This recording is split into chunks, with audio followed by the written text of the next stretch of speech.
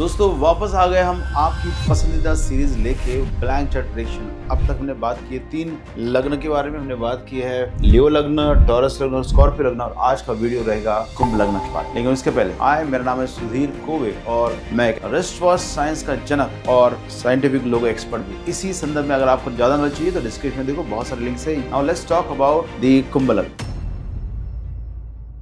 कुंभ लग्न की अगर कुंडलियां बनाए तो कुंभ लग्न की कुंडली आपको इस तरह से दिखेगी। यहाँ पे आपको 11 नंबर लिखा है, इसको हम कहते हैं लग्न। लग्न में हम जब कभी बात करते हैं तो ये 11 नंबर की बात होती है। It talks about 11th। और यहाँ से हम एंटी क्लॉकवाइज काउंट करेंगे और एक एक नंबर लिखते जाएंगे। जैसे 11 हो गया तो यहाँ पे 12 आ गया, 1 2 3 4, यहाँ पे 5 आ जाएगा, यहाँ पे 6, यहाँ पे 7 8 9 एंड 10।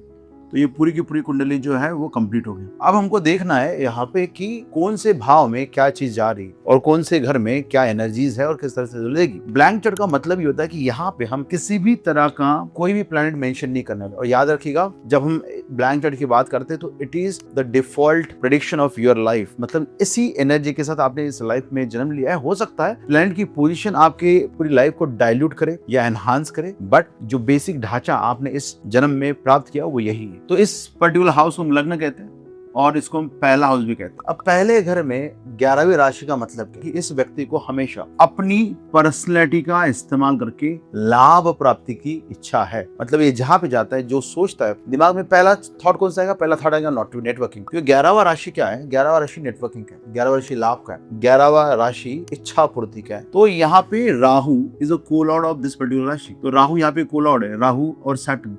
यही कारण है कि ये एक तो चाहते हैं कि बहुत बड़ा काम करना, छोटा काम करने की इच्छा नहीं है, काम बड़ा करने की इच्छा है, काम ज्यादा करने की इच्छा है।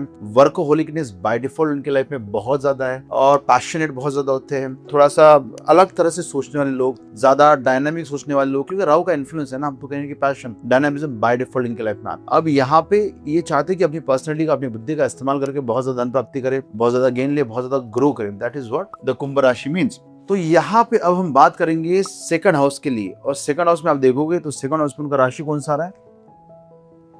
12 नंबर का राशि। अब 12 नंबर का राशि क्या बोलता है? 12 नंबर का राशि कहता है कि भाई जो होगा भगवान के भरोसे होगा। मैं मेहनत नहीं करूंगा, मैं नहीं कुछ करूंगा, और मैंने मेहनत की है भी तो रिजल्ट कहाँ पे मिलते हैं? कहीं पे भी नहीं मिलते। और 12वां घर किसका है? 12वां घर त्याग का है, मोक्ष का है, परदेश की यात्राओं का है, जेल का है, प्राइवेट हॉस्पिटल्स का है, यहाँ पे या लॉन्ग टर्म इन्वेस्टमेंट का है। तो यहाँ पे क्योंकि 12वां घर फैमिली में चला गया, 12वां राशि जो है वो फैमिली में चला गया, तो यहाँ पे फैमिली से क्या होगा? फैमिली से डिटैचमेंट। अब यहाँ पे ना फैमिली रिजल्ट नहीं देगा, फैमिली भगवान भरोसे। अच्छा, जुपिटर की राशि है, जुपिटर की राशि सेकंड हाउस में गई, मतलब कि कहीं ना कहीं जुपिटेरियन लोग, मतलब नॉलेज ओरिएंटेड लोग, अपने आप में थोड़ा सा समाज का भला करने वाले लोग, ऐसे लोगों की फैमिली में बहुत सारी जमावट। पैसे कहाँ से आएंगे? पैसे तब आएंगे जब दूसरों का फायदा होगा, क्योंकि यहाँ पे तो ये सेल्फ की बात कर रहे हैं। तो सेल्फ में बहुत प्रॉफिट कमाना चाहता है, लेकिन प्रॉफिट तब आएगा जब ये दूसरे का भला। क्योंकि जुपिटर तब तक पैसे नहीं कमाता जब तक दूसरे का भला नहीं होता। काम कौन से करने पड़ेंगे? ऐसे काम जो फॉरेन के हैं, ऐसे काम जो हॉस्पिटल के हैं, ऐसे काम जो आश्रम के हैं, ऐसे काम करके ही पैसे कमाएंगे और लॉन्ग टर्म इन्वेस्टमेंट नहीं। देखो कितना अच्छा चार्ट कि लॉन्ग टर्म इन्वेस्टमेंट करेंगे या फॉरेन से जुड़ा हुआ काम करेंगे। क्योंकि देखिए इस चार्ट के अंदर आपको एक बहुत ही अच्छी एनर्जी दिखाई देगी। इस चार्ट के अंदर आपको दिखाई देगा एक एनर्जी जहाँ पे तो 12th हाउस में आपको कर्म कहाँ पे दिखता है? कर्म मकर के दिखते हैं। तो यहाँ पे कर्म फॉरेन के हैं और फॉरेन की ही राशि पैसे में है। ये बहुत अच्छा कॉम्बिनेशन, जहाँ पे व्यक्ति फॉरेन सेटल हो जाए, बाहर चला जाए, ऐसे लोगों के साथ काम करे जो उनके रिलीजन का नहीं है, उनके जगह का नहीं है, परप्रांतीय, परभाषीय, परदेशीय, ऐसे लोगों से काम करके पैसा कमाने का या ऐसी कंपनियों के साथ पैसे कमाने का बहुत अच्छा कॉम्बिनेशन आता है। अब यहाँ पे क्या होगा? जब तक खर्चा नहीं होगा, देखो 12वां राशि ना खर्चे का है, कहीं ना कहीं तो एक्सपेंस होगा, तो जब तक खर्चा नहीं होगा पैसे नहीं बनेंगे। अगर तीसरे घर की बात करेंगे, तीसरे घर में हम बात करते हैं ट्रैवल की, कहीं जाना है, कहीं पे आना है, छोटे भाई बंधु है, आपका हॉबी है, यहाँ पे स्किल्स है, एफर्ट्स है, ये सब हमारे तीसरे घर से आते। तीसरे घर में मंगल की राशि का जाना। देखिए एरीज राशि किस बारे में बात कर रहा है? एरीज राशि बेसिक चीजों के बारे में बात कर रहा है। एरीज राशि में शुरुआत होती है। एरीज राशि में व्यक्ति कुछ ना कुछ करना चाहता है, एफर्ट लेना चाहता है, मेहनत करना चाहता है और शांत नहीं बैठता। तो एरीज राशि अगर तीसरे घर में जा रहा है, मतलब ये व्यक्ति निरंतर रूप से एफर्ट करने वाला होगा। एफर्ट। अब कम्युनिकेशन में क्या गया, कम्युनिकेशन में मंगल की राशि, मतलब जब जब ये व्यक्ति बात करेगा झगड़ा होगा, कंफ्यूजन होगा, कहीं ना कहीं प्रॉब्लम्स होंगे in terms of having fights, तो फाइटिंग का टेंडेंसी आ रहा है। फिर मेहनत बहुत ज्यादा, मंगल की राशि कौन से भाव में, उपज भाव में। एफर्ट, मेहनत, करेज बहुत अच्छा है, स्किल के लिए अच्छा है, स्पोर्ट्स के लिए अच्छा है। अगर आप देखते हो तो तीसरा घर और छठा घर ये जब जब जुड़ते हैं तब तक स्पोर्ट्स की बात होती है। तो तीसरा घर हॉबी है और छठा घर जो है वो एफर्ट्स या कंपटीशन का है। तो ये दोनों घर का जब कॉम्बिनेशन साथ में आता है तो व्यक्ति स्पोर्ट्स में चला जाता है। तो ये एक बहुत अच्छा कॉम्बिनेशन है कि मन स्पोर्ट्स में है, मन फाइटिंग में है और मंगल यहाँ पे है। तो ये एक अच्छा कॉम्बिनेशन। साथ ही साथ अगर इस पर्टिकुलर चार्ट में आप देखोगे एक बहुत ही अच्छा कॉम्बिनेशन आपको दिखाई देगा। एक है तीसरा घर, दूसरा है 10वां घर और एक है छठा घर। तो छठा घर में क्या है, मून का राशि है, मतलब मन किस में, मन कंपटीशन में, मन एफर्ट लेना चाहता है, मन फाइट करना चाहता है। और ये घर तीसरा और 10वां घर कर्म का है, तीसरा घर पैशन का है। तो 10वां और तीसरा जुड़ गए तो ये एक बहुत ही अच्छा कॉम्बिनेशन फॉर स्पोर्ट्स पर्सन। अब ये ऐसा स्पोर्ट्स पर्सन बनेगा जो क्राइसिस में, क्यों क्राइसिस, क्योंकि देखो यहाँ पे क्राइसिस की बात होती है, 8वें घर में क्राइसिस की बात होती है। तो 8वें घर में क्राइसिस है, वहां पे उसका सर्विस का भाव गया, मतलब जब जो क्राइसिस आएंगे व्यक्ति आउट ऑफ द वे जाके काम करना पड़ेगा, इसीलिए ये बहुत अच्छा कॉम्बिनेशन माना जाएगा। अगर आप देखते हो तो इस पर्टिकुलर चार्ट में आपको मैलेफिक लग्न में दिखाई दे रहा है, मैलेफिक आपके 10th हाउस में दिखाई दे रहा है। अब ये बहुत अच्छा कॉम्बिनेशन है जहाँ पे व्यक्ति बहुत ज्यादा मेहनत कर सकता है कर्म को लेके और अपनी पर्सनैलिटी को इस्तेमाल करके। चौथे घर में जाएंगे तो चौथे घर में आपको टॉरस राशि, चौथे घर में टॉरस मतलब रिसोर्सेज कहाँ पे है, सेकंड हाउस जो है या टॉरस जो है रिसोर्सेज की बात करता है, पैसे की बात करता है, स्पीच की बात करता है, फूड की बात करता है। फूड या पैसा किसके पास गए, तो वो मम्मी के पास गए या घर पे। तो ये वो लोग हैं जो बहुत सारे रिसोर्स अपने घर पे पास रख देते हैं या मदर के पास रख देते हैं, ये कार में रख देते हैं, तो कार भी तो 4th हाउस ही है, या ऐसी जगह पे रखते हैं जहाँ पे कंफर्ट है। इनके लिए क्या कंफर्ट मतलब रिसोर्स, अगर रिसोर्स आ रहा है कंफर्ट देना तो उस काम का नहीं। फिर यहाँ पे लर्निंग में मर्क्यूरी चला गया। लर्निंग मर्क्यूरी का जाना मतलब होता है कि व्यक्ति बहुत ज्यादा लर्निंग करना चाहता है, बहुत ज्यादा सीखना चाहता है, निरंतर रूप में सीखने की इच्छा, कुछ ना कुछ अपग्रेड करने की इच्छा।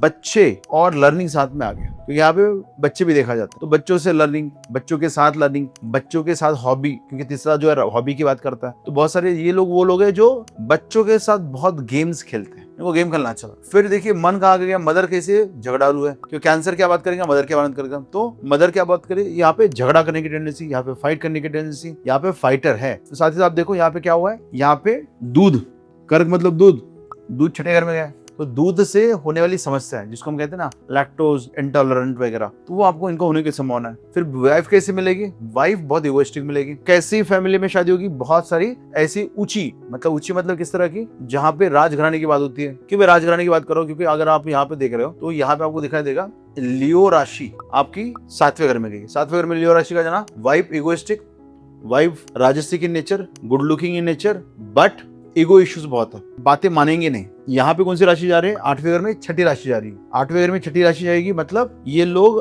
क्राइसिस मैनेजमेंट अच्छा कर पाएंगे। सर्विस का भाव, ऋण का भाव कहाँ पे जा रहा है, 8वें घर में जा रहा है। तो ऐसी जगह पे सर्विस जहाँ पे क्राइसिस मैनेजमेंट है, तो हॉस्पिटल्स है, एक्सीडेंट्स है, इंश्योरेंस है, ऐसी जगहों पे नौकरी के लिए अच्छा कॉम्बिनेशन। जमीन के नीचे की कोई चीजें है, गैराज है जहाँ पे ट्रांसफॉर्मेशन है, ऐसी सब जगहों पे ये व्यक्ति जाके सर्विस अच्छा कर पाएगा। अब देखो ये अच्छा रिजल्ट देते हैं। इनके लिए 9वां घर जो है वो गुरु के साथ के संबंधों का है, क्योंकि 7वीं राशि क्या करती है, संबंध बनाती है, रिलेशनशिप बनाती है, और वो गुरु के घर में गई। ये नेचुरल टेंडेंसी रखते हैं कि गुरु के साथ संबंध बनाए, गुरु के साथ रिलेशनशिप बनाए और गुरु के साथ कुछ व्यवहार करे, व्यापार करे। और उनको गुरुज उनको अपोजिट जेंडर के मिलेंगे या जिनके साथ वो रोमांटिक बन सकेंगे वैसे गुरु मिलेंगे। चाहते हैं कि गुरु के साथ किसी न किसी तरह का बिजनेस करे या पार्टनरशिप करे। फिर ऐसा देखो आपने देखा कि सर्विस का भाव उनका 8वें घर में चला गया और 8वां राशि उनके 10वें घर में चला गया। मतलब वापस से यही कॉम्बिनेशन है कि ये व्यक्ति ऐसा कोई काम कर सकता है जिसमें अड़चन, problem, challenges, transformation, issues, insurance, accidents, garage, ये सब चीजें, जमीन के नीचे की चीजें ये कर सकते। ये बहुत अच्छा कॉम्बिनेशन। लाभ कब होगा, जब ये नॉलेज की प्राप्ति करेंगे तब लाभ होगा, जब ये किसी मंदिर में जाएंगे तब लाभ होगा, गुरु के पास जाएंगे तब लाभ होगा। अगर इनका चार्ट आप ध्यान से देखो तो बहुत ही अमेजिंग कॉम्बिनेशन आपको दिखाई देगा। नंबर 1 दिखाई देता है, देखो यहाँ पे क्राइसिस का जॉब, दूसरा दिखाई क्राइसिस का वर्क, फिर दिखाई देता है कि फॉरेन से इनकम, और फिर दिखा देता है कि फॉरेन से ही पैसा। तो अगर आप इन सब भावों को जोड़ते हो तो आपको क्या दिखता है कि अगर आपका राहु मतलब कुंभ का लगन है, कुंभ का फॉरेन से ऐसा कोई काम करके जहाँ पे क्राइसिस मैनेजमेंट होते हैं, प्रॉब्लम्स होते हैं, चैलेंजेस को सॉल्व करना पड़ता है, अड़चन को सॉल्व करना पड़ता है, वैसे काम अब क्लियरली आप देखोगे तो छठा 8वां और 12वां घर इनके काम से जुड़ता है बाय डिफॉल्ट। छठा घर 8वें में गया, 8वां घर 10वें में गया, 10वां घर 12वें में गया। यही कारण है कि कुंभ लग्न वाले व्यक्तियों को जनरली बहुत अड़चन जाती है अपने काम में, आसानी से काम नहीं होते हैं, बहुत तकलीफ होती है, हर काम में तकलीफें आती है, हर काम में चैलेंज आते हैं और उनको लगता है कि मैं जी क्यों रहा हूँ, इतना प्रॉब्लमेटिक उनका बर्थ होता है। इसीलिए उनको कहा जाता है कि निरंतर रूप में उन्होंने भगवान शिव की आराधना करनी चाहिए, ओम नमः शिवाय का जाप करना चाहिए, ताकि इनकी लाइफ में जो इतनी प्रॉब्लमेटिक सिचुएशन आ रही है वो ना आए। बट अगर इन्होंने फॉरेन में जाके काम किया और इनसे लॉन्ग टर्म इन्वेस्टमेंट से जुड़ा है, इंश्योरेंस से जुड़ा है या कोई ट्रांसफॉर्मेशन जुड़ा है, ऐसा कोई भी काम अगर फॉरेन में जाके करते तो लाइफ मच मोर सेटल हो जाएगी। दोस्तों ये था ब्लैंक चेक प्रेडिक्शन ऑफ कुंभ लग्न। अगर आपको मजा आया तो लाइक शेयर सब्सक्राइब जरूर कीजिएगा। अगर आपको मुझसे एस्ट्रोलॉजी सीखनी है तो हमारे ऐप sudirkoi.com पे जाके आप ऐप डाउनलोड कीजिए। डाउनलोड ऐप करने के बाद वहाँ पे बहुत सारे कोर्सेस है, उसमें से कुछ फ्री कोर्सेस है, कुछ पेड कोर्सेस है। आप उसको एनरोल करके सीखेगा ताकि आप इसमें मास्टरी बना पाओ और सक्सेस की प्राप्ति करें। Thank you very much for watching video. See you in the next video.